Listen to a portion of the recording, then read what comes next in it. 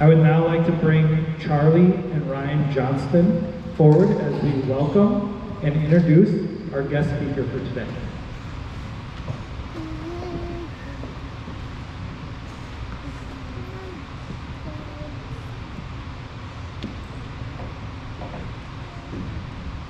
I would like to introduce our grandpa, Colonel S. Johnston. Colonel Johnston received a Bachelor of Science degree in Marketing Research from Trinity University in San Antonio and a Master's degree in Political Science from the Naval War College in Newport, Rhode Island. Colonel Johnston entered the Army in 1969 from the ROTC program at Trinity University and retired from the U.S. Army in 1994 after 25 years of service.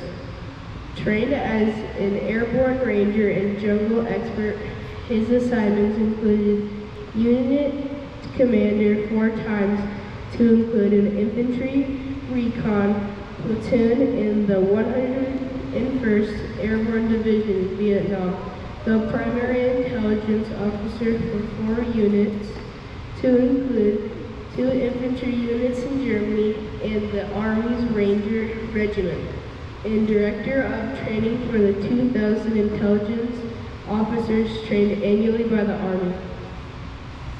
After his retirement from the Army, Colonel Johnston taught world history at Sandra Day O'Connor High School in San Antonio for 15 years, retired in June of 2013.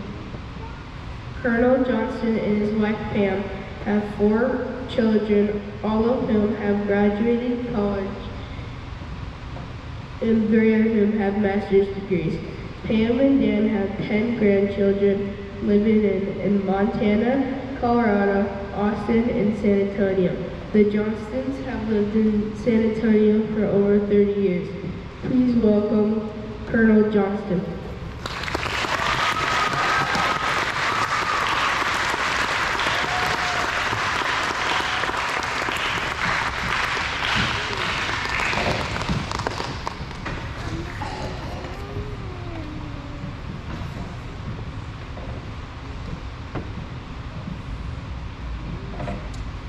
Thank you for that welcome. I bring you greetings from the great state of Texas.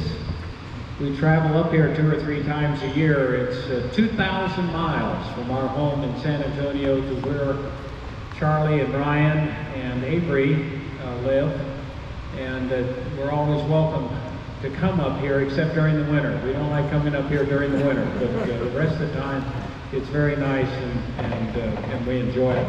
But I appreciate this invitation to speak with you today and share with you some of my thoughts about Veterans Day.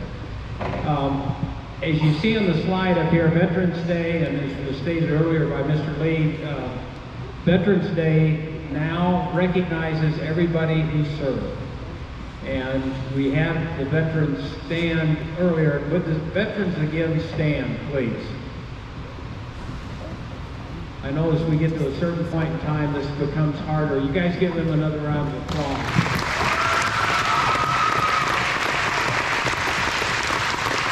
Thank you. Now, it's become traditional that when you encounter a veteran, what do you say to that veteran? Thank you for your service. Right? Thank you. Thank you for your service. That is entirely appropriate. But I will offer you one other piece of advice, that if you know that the veteran that you're addressing is a Vietnam veteran, that instead of saying thank you for your service, which they would welcome, that instead you say, welcome home. Because one thing we did not get when we came home from Vietnam was a welcome home. And the lesson that America learned from that is that in the wars since, in Iraq and Afghanistan, soldiers and Marines, airmen, they've gone as units, they've come back as units, and as they come back as units, they are welcomed with parades and all sorts of celebrations, which they rightfully deserve.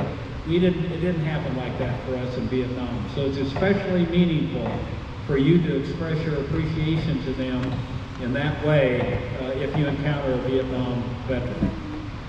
Most of you, I think, you know about how Veterans Day got started. It started off as Armistice Day because that was to commemorate the end of World War I in 1918, the 11th hour of the 11th day of the 11th month when the war ended. And an armistice is just a big word that means peace treaty. Because World War I ended without an official victor being designated. There was just an armistice that was signed saying we agree to stop shooting and killing all these people. The tragedy of it was that there was no winner and loser designated, and Germany was felt to be the loser, and they took that hard and then led directly to the next war. But the point is that President Wilson thought that it was fitting to recognize the people who had gone overseas and fought in that war by designating 11 November as a holiday, then called Armistice Day, to commemorate those people who had served overseas. And so in 1919, a year after the war ended, they designated that day to be Armistice Day. And it was celebrated every year from then on, because they thought that that was probably going to be the last war. Matter of fact, when World War I was going on, did they call it World War I? No. They called it the Great War, because they thought that this would be the end of all wars and we wouldn't have another big one. But what happened in 20 years? We had another war. So they had to go back and they said, we got to come up with a different name, because now we've had a second one. So they called the first one World War I, they called the second one World War II.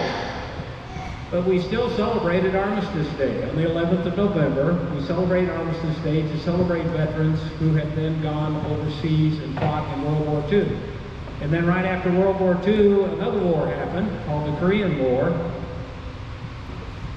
And so in 1954, our president, who was President Eisenhower at that point in time, is the picture in the upper left of the screen, signed a document that says we're going to change the name of this holiday. We still want to recognize people who go overseas and fight in the war, but we're not going to call it Armistice Day anymore, because we've had 3 wars now that we need to recognize. So they decided we're just going to call it Veterans Day. So from then on, from 1954 on, it was called Veterans Day. My grandfather fought in World War I. He called it Armistice Day until the day he died in 1973, because he says that was a holiday designated for me, and he took it real personal that the president took away Armistice Day, even though there was good reason for him to do that. But through the early 1950s, to be a veteran meant that you went overseas and fought in a war. When I went to Vietnam and came home, my grandfather, the World War I veteran, was very proud, because he says, now we have another veteran in the family, meaning me, who had gone overseas and fought in a war. Over time, though, that has changed to what we have today. Today, the word veteran is applied to anyone who serves, and rightfully so. So we celebrate not only the people who have had either the fortune or misfortune, depending upon how you look at it, to go overseas and fight in a war, but we also recognize those who have volunteered to serve their country under any circumstances.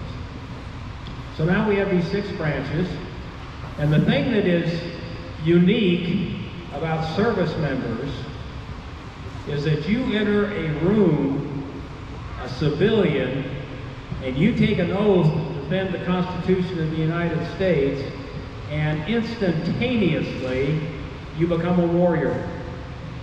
And that's the only occupation where that happens, with that kind of severity and that kind of importance and that kind of instant type of feedback. Take the oath, you become a veteran technically, even though you haven't even served anything yet. But these are the people that we are recognizing. Now, President Jefferson, our 3rd president, recognized the significance of service in the military, because he said, in this quotation, every generation needs to water the tree of liberty, that's our country, with the blood of its patriots. And that's going to be the only way that you're going to exist as a country long term.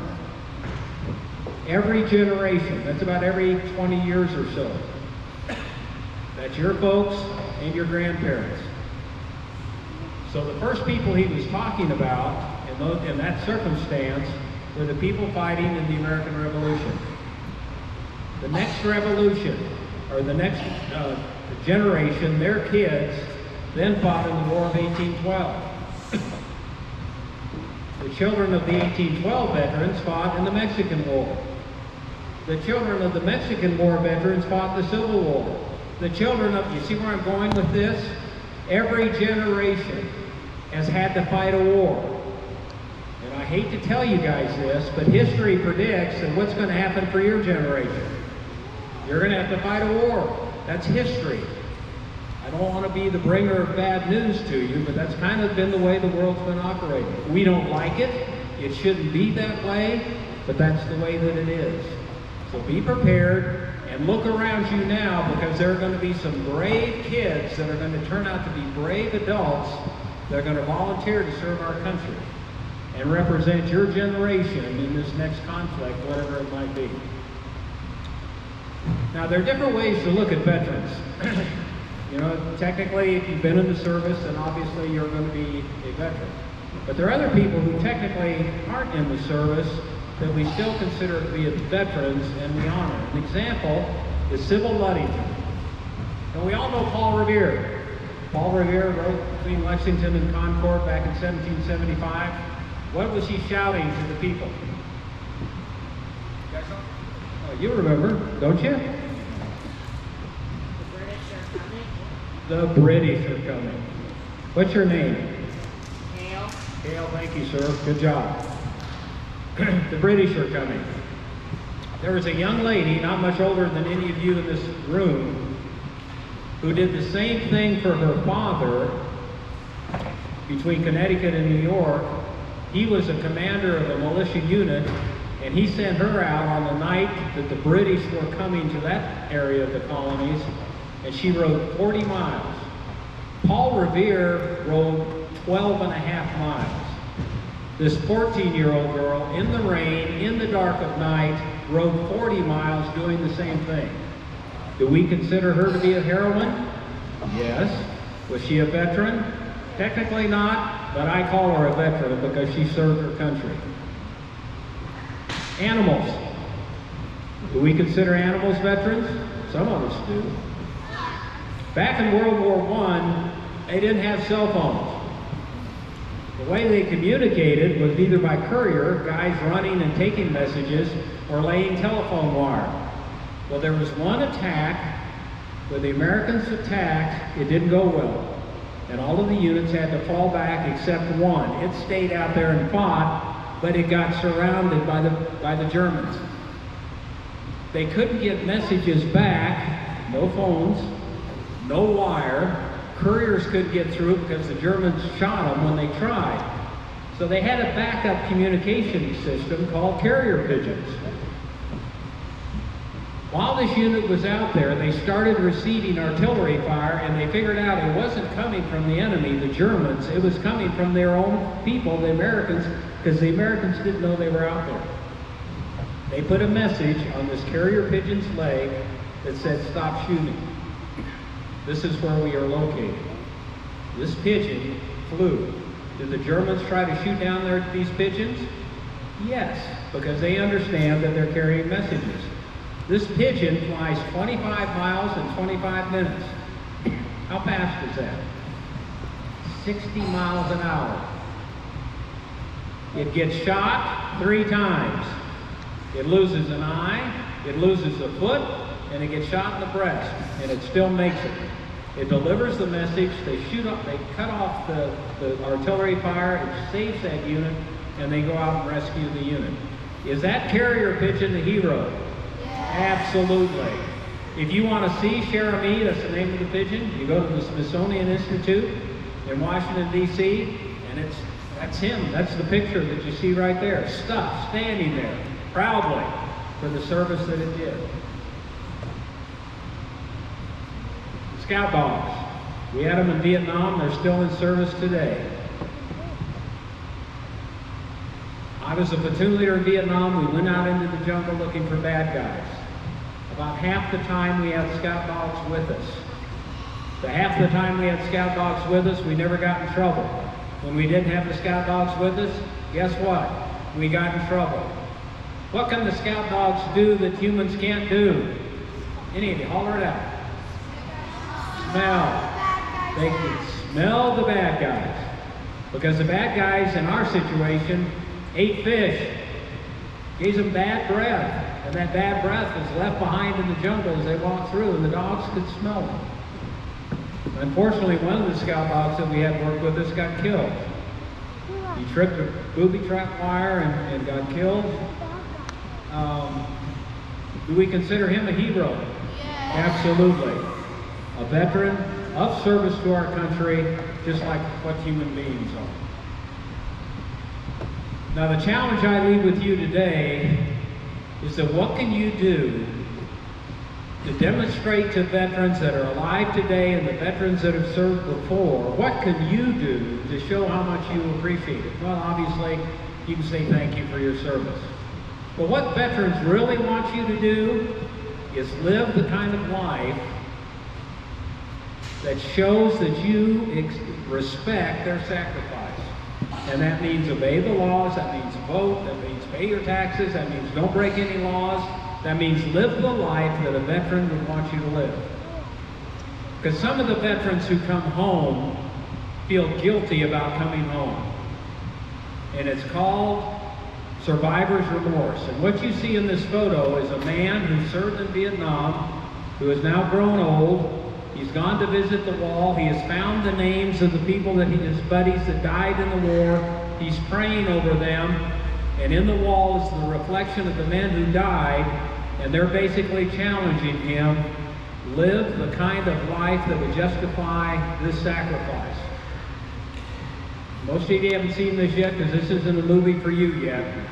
But there's a movie called Saving Private Ryan that shows this remarkably well. Private Ryan was a soldier that got isolated behind enemy lines when we went into France in World War II. His 3 older brothers got killed. Our law says that if you're in a family and you're the only surviving son, you don't have to serve in combat. Well, Private Ryan became that only surviving son when his 3 brothers were all killed. So they sent 8 guys in behind enemy lines to save him. The leader of this group of 8 in the movie is Tom Hanks. It's Captain John Miller. And Miller leads these 8 guys to go find Private Ryan. Do you think they found him? Yeah. They did. But 6 of them got killed. And Captain Miller was one of them. And in this scene from the movie, which you see on the top of the right-hand corner, Tom Hanks, playing Captain Miller, is looking Private Ryan in the eye and saying, "Earn this." Because he knows he's about ready to die, and these other 5 guys have already died. And he's telling him, "We died so that you can live. Earn this." And the movie very cleverly takes, in that middle Matt Damon is the actor that plays Private Ryan, and it takes his face magically to where he's an old man now. And he brings his family to the cemetery in France where John Miller is buried. And in the last scene, which you see down here at the bottom, Miller looks at his wife. They're standing at the grave of Captain Miller. And he says, "Tell Captain Miller that I'm a good man." He wants Captain Miller and those other 5 guys that died to realize that he did, in fact, earn their sacrifice. That's what I challenge you to do today. That when you grow up, and as you grow up, you obey the laws, you pay your taxes, you vote, take care of your neighbors, look out for the sick, adopt pet dogs, all of that stuff that makes you a good, solid American. That's what you pledge to do. And if you do that, that's 10 times better than saying thank you for your service to a veteran. I'll close with a story. Jim was a World War I soldier, and he was trapped in the trench. And before him was no man's land, where no one went. It's called no man's land because you went out there, no man survived. They all died. His friend, Jim's friend, went out on patrol one night into no man's land. He got wounded out there. Jim hurt him, Jim, I'm hurt, I can't make it back, please come. Jim, please come help. Jim, I need your help. Jim wanted to go. His officer says, no, it's too dangerous. It got dark, Jim couldn't stand it anymore. He went out after his friend, picked him up, carried him back in, but on the way back in, Jim was shot. Mortally wounded. That means you are going to die. Jim's officer was enraged. He said, Jim, I told you not to go out there. Jim looked up at his officer, knowing that his buddy had died on his shoulder. And as Jim died, he said to his officer, but sir, it was worth it, because when I got to my buddy, he said, Jim, I knew you'd come. That's what it means to be a service member. That's the kind of bond that you create. I hope that some of you aspire to create that bond with other service members, but understand that our responsibility is to live the kind of life that a veteran would appreciate, and one that would make them proud of the sacrifice that they offered for you. Thank you for your attention. God bless America. God bless our veterans. Thank you, Mr. Lee.